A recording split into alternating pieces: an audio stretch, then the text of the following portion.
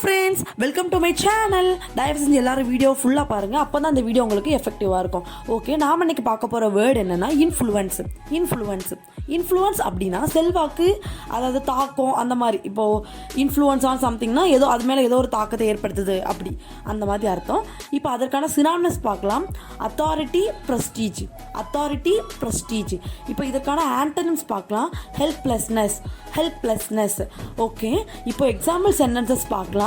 அதுக்கு முன்னாடி என்னோட சேனல் உங்களுக்கு பிடிச்சதா சப்ஸ்கிரைப் பண்ணி சப்போர்ட் பண்ணுங்கள். இது நிறைய வீடியோஸ் பண்ண என்ன மோட்டிவேட் பண்ணும், அதுக்காகத்தான். Okay, first example sentence. She has remained under the influence of her parents. அப்படின்னா she has remainedனா அவள் இப்போவும் இருக்கிறா. under the influence of her parents, அவள் அதாவது அவங்களோட பேரண்ட்ஸோட செல்வாக்கின் கீழே தான் அவள் இருக்கிறா அப்படின்னு அர்த்தம். ஓகே, நெக்ஸ்ட் எக்ஸாம்பிள் சென்டென்சஸ் பார்க்கலாம். Her parents still have a great deal of influence over her. அதாவது her parents, அவளுடைய பெற்றோர் still have, இப்போவும் இருக்கு, great deal of influence over her. அவள் மேல அதிகமான தாக்கத்தை இப்போவும் அவங்க பெற்றோர்கள் வச்சு செலுத்துறாங்க அப்படின்னு அர்த்தம். ஓகே, நெக்ஸ்ட் எக்ஸாம்பிள் சென்டென்சஸ் பார்க்கலாம். His health problems may have had some influence on his decision.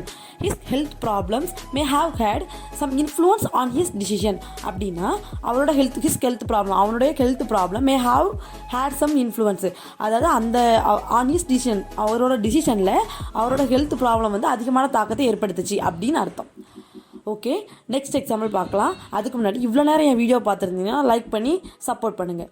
Okay, she claims that her personal problems played no influence upon her decision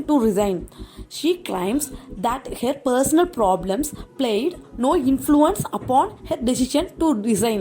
அதாவது she claimsனா அவளுக்கு சொல்கிறா that her personal problem, அதாவது அவளுடைய personal problems played no influence, அதாவது எந்த தாக்கத்தை ஏற்படுத்தலை, upon her decision to resign, அதாவது அவள் ரிசைன் பண்ணலாம் அப்படின்னு ஒரு டிசிஷன் எடுத்தா அந்த டிசிஷனில் வந்து அந்த அவளோட பர்சனல் ப்ராப்ளம் எந்த ஒரு தாக்கத்தையுமே ஏற்படுத்தலை அப்படின்னு அவள் சொல்கிறா அப்படின்னு அர்த்தம்.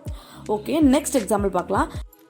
His wife has had a civilizing influence on him.